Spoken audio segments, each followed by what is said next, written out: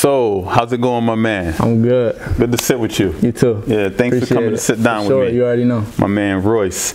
You've been on the journey. Yeah. It seems longer than it actually has been. It's just about to be really like a year for me now. Oh, for real? Yeah. Like, it's just about to be a year since I like dropped out and pursued my dream. Yeah, yeah. So we about to get into that because first I want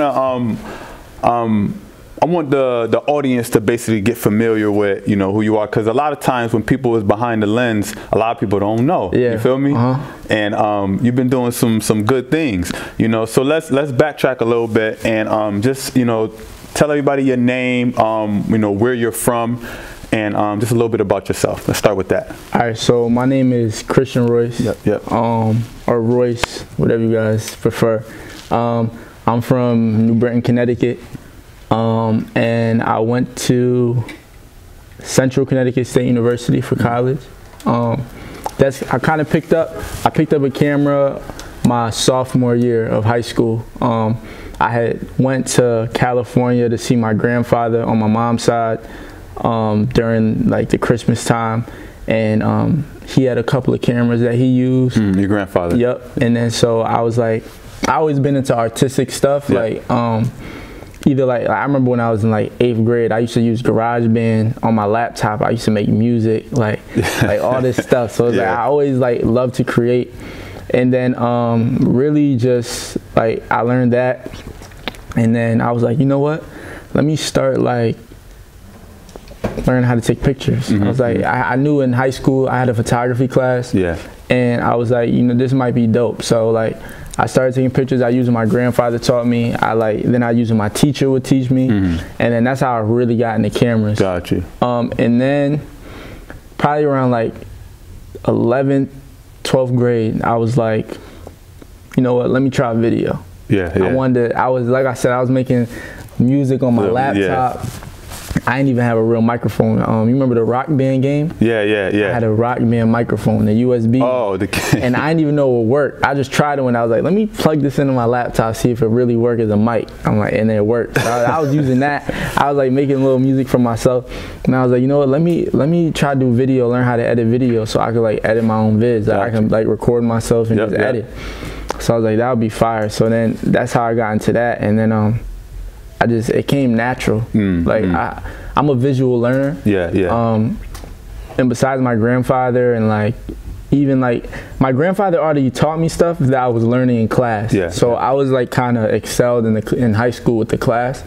You was ahead of the game already. And then the rest of it, I just learned off like messing around with it, going on YouTube, learning how to edit. I self-taught myself a lot. So dope. What was your grandfather involved in when it came to the? My grandfather's really a dentist. Oh, okay. Well, he's retired now, but he's really a dentist. But he just always loved to take pictures. Like photography. Like a hobbyist. So he took pictures as a hobbyist. So he liked taking pictures of like nature, like architecture, animals, things like that. He liked to like, I know even up till this day, he sends me cards, and he basically like he always puts a picture that he took on the front of the card. So it'll be like an architecture of an animal or like stuff like that. So wow, that's what's up. So did you always, even growing up, did you always have a vision to be in the entertainment scene, or it kind of just? See, the thing is like, this might sound so like cliche, but like, I always knew that I wasn't gonna be like, I didn't know what I was gonna do. I know it was gonna be music industry or whatever. But I always knew that I was gonna do something for myself. Like I never thought that I was gonna be like working like a regular job or like being on somebody else's time or like doing stuff like that. And like I know like my dad was super ahead. Like I remember like I'll be young, talking like probably like 5. I have a North Face vest on, no shirt. My dad be playing 50 Cent on the TV, and I be there like, hey, like, you know what I'm saying? Like, so I always, like, my dad, I remember he used to like have me in the room, and he used to teach me how to like catch the beat with like nod in my head. Like, so my dad always was into music, always like bumped it in the car, like, and all of that. So he just like always had me in music. So I knew it was gonna be something. As I got older, and I was like, like, this is really like my niche. Like, I really have like a nice like artistic vision, and I have a sound for music. So like, I just didn't know what path I was gonna go. I didn't know if I was gonna be a A&R, a musical artist, direct. I didn't know what I was gonna be. Something. But you knew you was gonna be something, though. Yeah. So and coming from the area that we come from, you know, so. You kind of had both the best worlds. You were blessed. I feel you were best because you spent a lot of time in the project when you grew up. And then your dad kind of protected you a lot. You know, from getting in trouble. Putting those two together and having a vision. Was it a struggle for you growing up when your friends were doing certain things and you still had to keep on your path and your vision? So, I mean, growing up, I really like. I'll honestly say, probably like 10th grade is when I really started to surround myself with other people. Like, I never was really the type to have like friends around me or like, and that's one thing that I know even my mom, that kind of made her nervous sometimes. Like, she always said like I was very what's that word? I don't know, I forgot the word, but it's just to myself. Like, I ostracized myself from almost everything.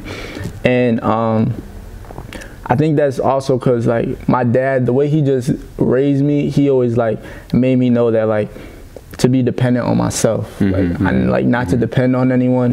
And the moment that you let somebody in, like make sure like you want them to be a part of your life, because the moment that you give them too much, it's almost like that's when you let them have the opportunity to take advantage of you. So control that. Like everybody that I have around me like is like people that I trust, people that, you know, I look at them as like family rather than just friends, like my brothers. But that's what's up. But I mean, it definitely balanced me out. And my dad always taught me to like just to think for myself. And like one thing about, I don't drink or smoke. That's what's up. Even to this day, I don't have an interest in it.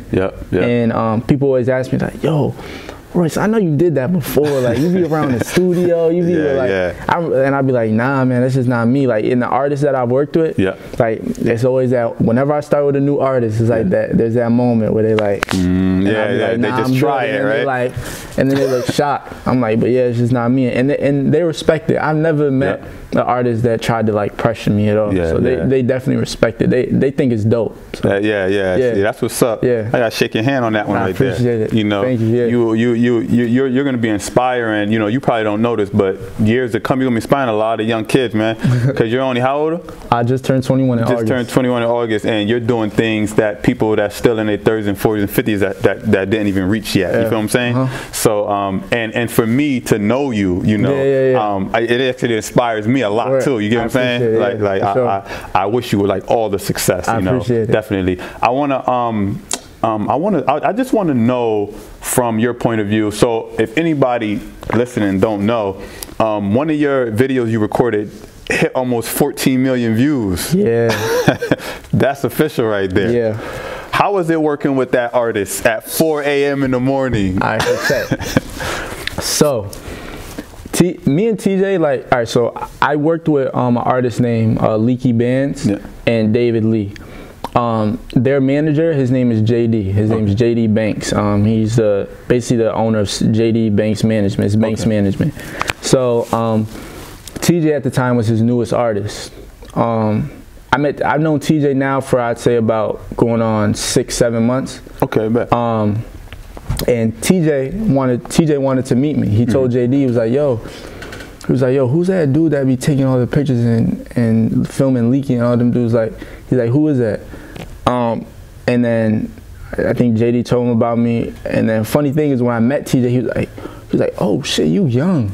I was like, you thought I was like an old man or something? Like, I think he thought I was like older. And I was like, nah, bro, I'm young. I'm 20. I think I was 20 at the time. I wasn't even 21 yet. I was like, nah, I'm 20, bro. And he was like, damn, that's crazy. So I met him that first night. It was at Jungle Studios. He was playing me his music. He recorded. And then we literally shot like an in-studio video that night. It was just something to post on the gram. I edited for him that night. Turnaround time got to be crazy. Yeah, that's like one thing that I do. Be, right? So yeah, so I always do that. And then we had linked up again. It was at Penthouse Studios in New York, in Manhattan. Official Penthouse Studios. Yeah. That's in the same building that Pop got shot. Yeah. So then legendary. We it's like 3 a.m. He looked at me. He's like, "Yo, Royce, I want to shoot a video, bro." I'm like, bro, what vid? Like, we don't got no ideas, no nothing. Yeah. But I always keep my suitcase on me. Got my light stands, my lights, my gimbal, all of everything. That. So he's like, "Yo, I want to shoot a vid." I'm like, "All right, bet. Play me some music." So he played me like 5 songs. I'm like, "Yo, this is the one. Like, we gotta shoot this right now." Yeah, I was like, this song is crazy. So literally, I just set it, like, there's the scenes like when he's in the booth. I set up my red lighting. It doesn't even look like, I just set up my red lighting. Got him like he was recording the song. Then I set up the green and purple lighting in the actual stew. Got him with his gang, just turning up. Which I just called them up. Yeah, told them to come. They was already there. They was already there. So I was like, "Yo, I need all y'all just go crazy." Like, yeah. And then remind you, we step out the studio. It's daylight. So now this is all we shot probably from 4 a.m. to like 7 a.m. So we just 4 a.m. we shot at the studio. Then he finished recording, vibed out. Then we left, went to my hotel, and we shot the hotel scene. Oh, okay. And then after that, we went outside and used his boy's car, the Dodge Charger. And that's when he was on top of the car. And that's when he was on top of the car. And then we just like did it. And I remember the day that we went to drop it, his laptop was acting up. So we was trying to upload it from my computer. He forgot his password. So like it was a whole situation. And I ended up having to upload it from my computer and do all that. But it was an experience. And now it's like, it's crazy because that's not the video that I thought would do that. You know yeah, because like, it's just the video. It's just there's other videos that like, I'm saying like I write out a whole film treatment, get the set design, like do all of that, put super amount of time into it, and like you're like, damn, put mad time into this. Like this gotta go crazy. Yeah. And then there's the spontaneous stuff that you do, and you just put it out. And it's literally just, you guys just was like, "Oh, let's shoot here, let's shoot there." And now it's almost at 14, 15 million. It's crazy. Yeah, it is crazy. It's so crazy. I remember when it first hit a mill, he was like, "Oh, it's at a mill." Yeah. I was at like 15 million, and it's just crazy. And that's one of the only videos that's at that number right there, right? Yeah, I mean, I have vids that are at like 2 million, a million, but nothing like double-digit millions like that. His thing going up. His thing's going up crazy. That's what's up. That's what's up. So how about so in this space, I know you got to be super proud of yourself though. You feel me? I know every day is like a new journey for you. Yeah, but I challenge myself a lot. Yeah, but I'm super proud of myself. Like I know, like even like I just told you, it's about to be just a year, and I look at it and it's like, damn, like I've been on 3 tours, like with major artists. I've gained so many like connections and network. And it's like just the people I know and the people I've been able to be around, and just it's crazy how fast it happened. That's what's Too up, fast. Man. That's what's up. Definitely, man. Keep doing your thing. So now, you know, moving into your artistic standpoint when it comes to that camera, because everyone has some point of artistic standpoint, whether you're an artist, a photographer, a producer, other videographers out there. When it comes to recording, what is that setting like when it comes to you actually being like, all right, I'm gonna use my skill and I'm gonna critique myself and I'm gonna make sure that this looks like this? How is that whole artistic setting? So one thing that I pride myself on is that, like, and I mean this in the most humble way possible, but I can make anything look like something. You know what I'm saying? Like, I'll be in a studio. It's even when I first started picking up cameras and I started doing the parties out here in Connecticut. My boy Echo and Randy, they do a lot of the parties out here. So they used to book me when I was in college. Shout out to them. They got me they got people to notice me. That got me gigs. I was able to practice my craft. So like there would be parties, sometimes they would be super lit, and like the Echo to this day, my boy Echo, he says, "Damn bro, you made them joints look like movies." Like but like so like really, there will be times when the party was lit, and there will be times where, rarely, but sometimes it just wouldn't be as lit. But I always knew how to make it look lit. And that's one thing that I pride myself on, is using my brain to, whether it's having to frame in on something a little bit closer, or catch certain things that other people might not see and put it together. And then the way I color grade my footage and edit it and make things look, it's just like I shoot everything very cinematic. And one of the reasons why I'm able to edit is because the way I see things, it's like I could look around the room right now and then I know how I'm gonna edit it. Like I don't sit down and like, damn, how am I gonna do this? Like while I'm filming it, I'm seeing how I'm gonna lay it out, where I'm gonna put it, how I'm gonna color it, everything. That's what's up. I see all of it. So yeah, I'm like a fly on the wall too. I'll be laid back, chilling, recording everything. So. And are you around other videographers, picking up from what they do with older people, admiring other people? I've never, honestly, a lot of my stuff, I would say, like, if I ever learned anything from another videographer, it was on YouTube. But I like to keep to myself, because even though I know I wouldn't do it on purpose, I'm not the type to where I want to be around it, and then I might use what they do. You know what I'm saying? Like almost like a musical artist. Like I know a whole bunch of artists who don't listen to anybody but themselves, because they feel like if they listen to somebody else, unknowingly they'll do something where either they flow like them, sound like them, whatever. So it's like I always like, now I have friends, and we all, like, you know what I'm saying, we vibe, we show each other our work, whatever. But like when it comes to like shooting and having and being around other people while they're shooting, it's just not, I don't really do that much. That's what's up. That's what's up. So now I wanted to talk to you a little bit about, you just as a person, what are you shooting for, as far as not only your career as a videographer, or like what do you want to be known to as a world, just an impact having on the culture of hip hop, being so young in this day and age? Well, I know there's a lot of talented people that just aren't very, like, they don't put themselves out there. And I don't get me wrong, like I still to this day, like, you'll barely catch me at a party. Like I just don't like going out. I'm very keep to myself, like I said. But like my main goal right now, as of right now, is to just keep building my brand. Give people who are interested in the same things as me chances. If I know somebody that is interested in what I do, or they do the same thing I do, I want to be able to put them in a situation to learn and win. And right now I have a production company called Jet Lag. Came up with that name from traveling so much and being on the plane. I was trying to think of a name for so long. And I remember one day I was coming back from LA, I was tired, and I was like, yo, Jet Lag, that's too far. then I got the logo made up, all that. Fast. So right now, that's what's up. I'm building my brand. So I'm building my brand. I'm just starting out to have partnerships. Luckily, I have people that I can go to help me grow my vision and help me build it. And really, my end goal is I want to be a movie director. Want to be a movie director? Yep. I don't want to be around music forever. Got you. It's just something that I love, and I want to be. It's an expense. Yeah, it's an expense, and it allows me to gain just good connections and a lot of stuff like that. So, but I really want to be a movie director. Yeah, definitely on your way. You write your own. So you're a writer too, because you write your own treatments. Yeah, I write my own treatments. I do visual treatments. They basically, it's a very in-depth description of what I'm looking to do, what the concept is. I have mood boards for each scene. And it's script writing.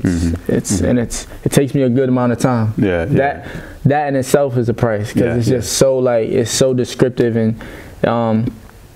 and I just know, like, that's a big part, because the moment that you're able to share your vision with the artist and you can get them on the same boat with you, it makes them just as excited to do the video. So it's like the moment you can share your vision, it's super dope. That's what's up. That's what's up. And another question I want to ask you, because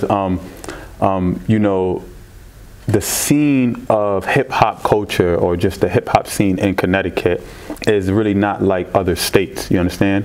And but speaking to someone like you, who just grew up grabbed the camera, started grinding and doing your thing, you still come back to where you're from, but you travel a lot and you get things done. Yep. What is the I'm gonna just use advice. What type of advice would you give anybody, even your young cousins, you know, people looking at you that know you, your friends, anybody, as of chasing your dreams and doing what you got to do to not only subject yourself to one area?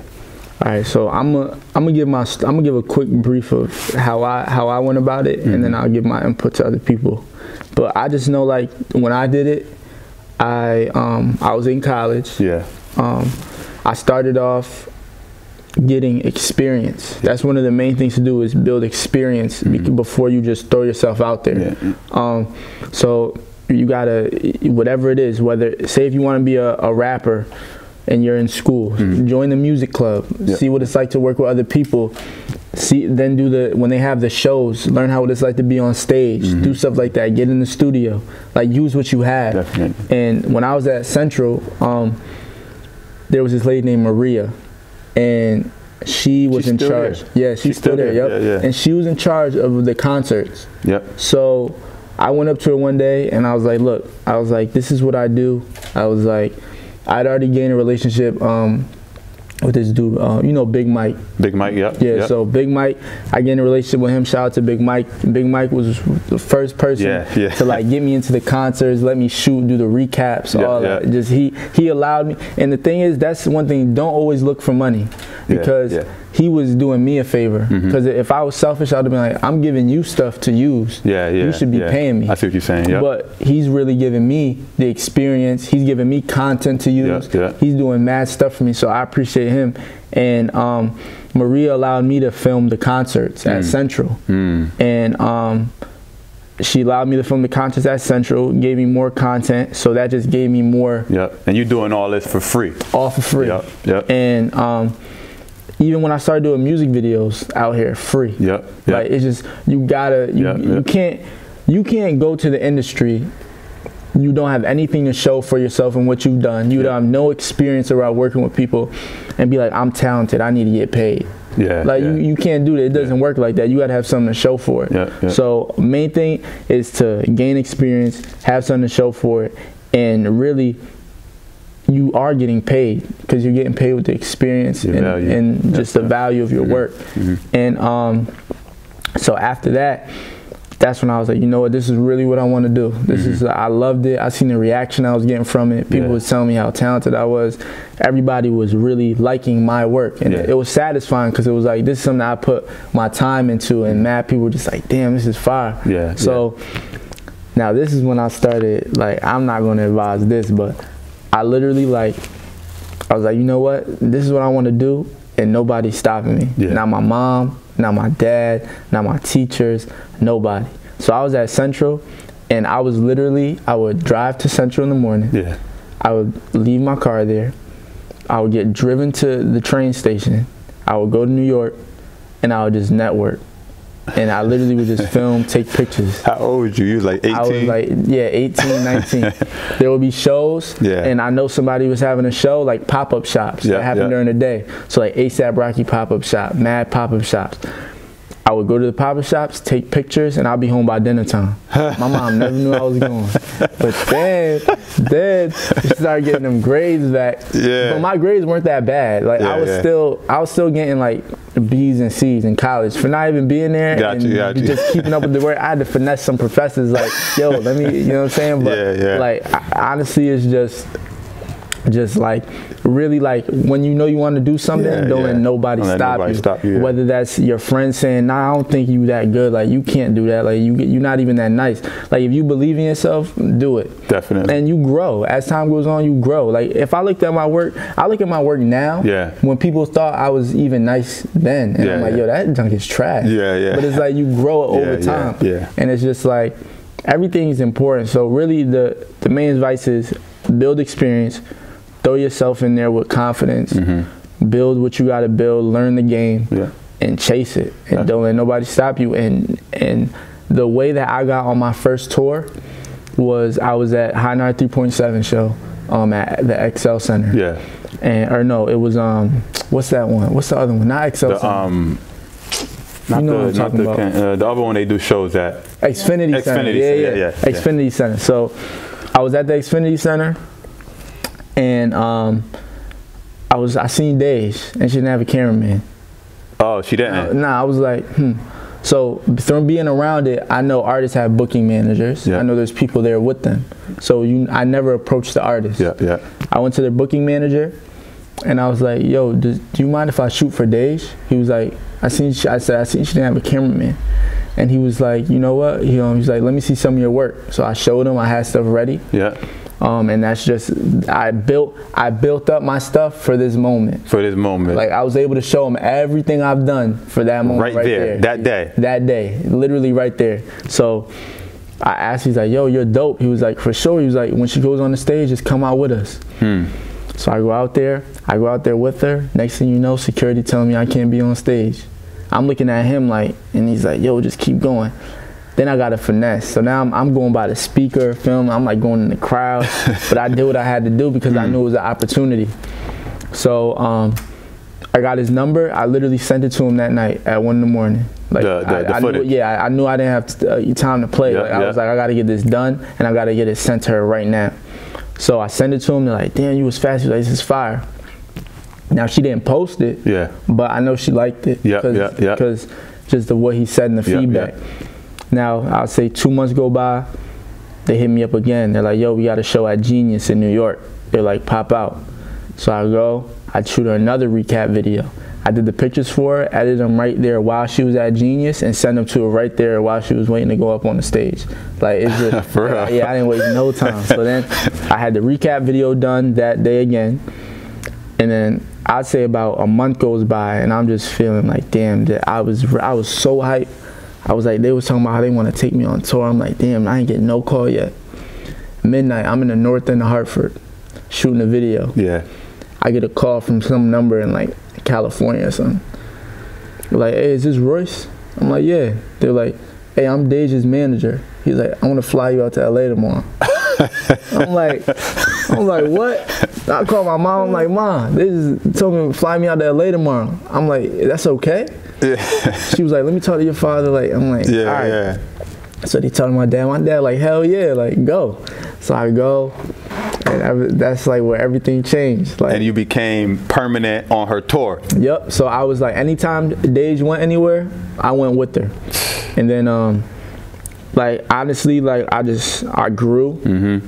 It was time for me to venture out and start doing more. Because I always felt like I could never just be, I love working with people, and one thing that people know when I work with them is, like, they know that I'm gonna do my own content. I can't, I know my value, and I can't just follow somebody around all day and not, you know what I'm saying? So that's what you're saying.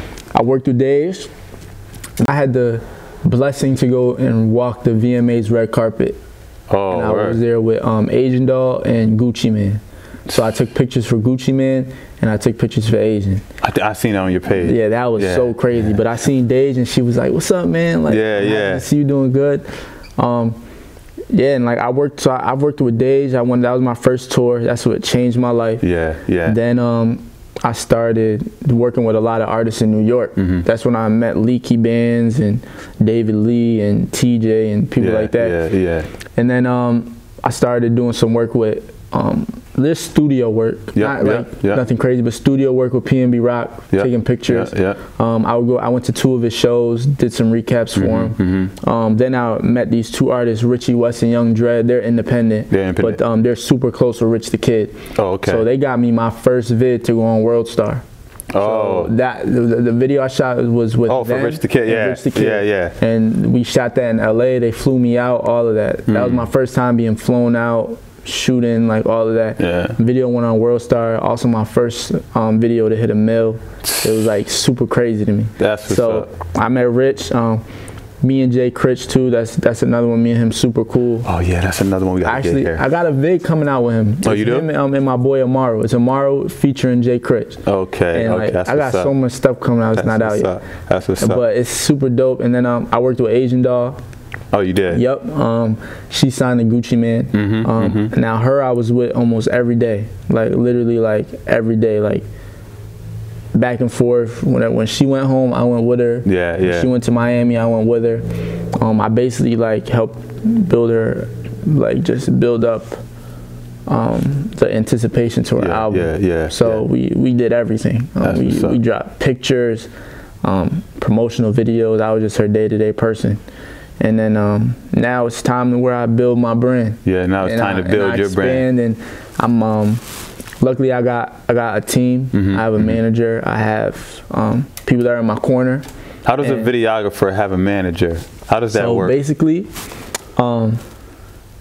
humble as I can say, by labels, I'm in high demand right now. Yeah, yeah. There's a lot of people reaching out to me from labels. Yeah.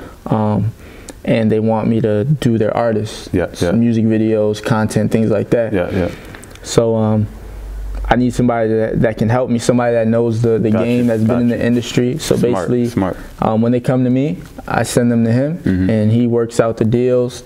And that's Prophet, right? Yep. Shout out to my guy Prophet. My guy Prophet. You know what I'm saying? And my guy Joe. Okay, you know okay. Joe and Prophet, those are my guys. So how close? So just want to ask you, as far as your parents, you know, how close is they to you with your career? Super close. Yeah. Super close. My parents are super close, and I also, one thing I respect about my managers and my parents is they're also linked in together very tight. Dope. They talk to my dad, they let him know everything, and it's not, there's no shady stuff going on. Yeah, so, they're taking care of you. Yeah, exactly, they're taking care of me. My dad knows that if I go somewhere with them, I'm taken care of. That's what's up. So, because you know your dad was a knockout king back in the day, right? I already know, but yeah, so yeah, my dad, like, yeah, they definitely take care of me, and they make sure I'm good, and now it's game time. I had a phone call with them the other day, and it's game time. It's time to apply pressure. One more question I gotta ask.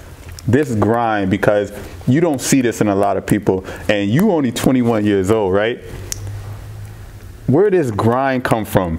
Where this, you know, like no matter what, like I got to do this, like. It's like, I think it's just from within. I really don't know. And like I don't sleep. Yeah. I be up until 5 a.m., 6 a.m. I get like 2-hour nap and I'm right back at it. Like I really don't. I think it's just the way I was raised. Yeah. Like they just, with anything, if you want to do it, get it done. Definitely. And that's just like, at first I didn't like it. Yeah. Like say if I had homework, I'm little. Say if I had homework and like my parents was on me like to finish it. Yeah. Like it's basically like just don't stop till you get what you got to finish done. So it's like, I mean, there's people out there, they will be satisfied with where I'm at right now. Yeah. But this is not my end goal. So just like the homework assignment, this is my homework assignment. It's your homework and right now, I'm solving the problems in between to get the answer. Definitely. And the answer is my end goal. Man, listen, like one thing I would say is I definitely appreciate you a lot. And I just like the fact that you still, you know where you come from, you know where you came from, you know, you seem like a very, very, very respectful kid, like, you feel me, like you really handle yourself like the right way, carry yourself the right way. So it's like, when I see you, I look at them and I say, this is a person you want to look at. This is somebody you want to follow, because a lot of times we have older people that sometimes they just don't want to follow, you feel me? But when they see someone that's like young, you feel me? Like, they relate. All right, you know, all right, you know, and I definitely, you know, I wish you the best. I know you're going to come back. You're going to be back around. We're going to be in connection. Jet lag, I'm telling this to Connecticut right now. Yes. Jet lag is, right now, I know I'm out. I'm working with people that's already known. But I'm building my brand, and I'm building my YouTube channel. So when it is time, jet lag, I'm coming to Connecticut. We're gonna do some things. And all the fire artists, all that. Shoot the visuals. It's going on Jet Lag channel. And Jet Lag is gonna be an outlet.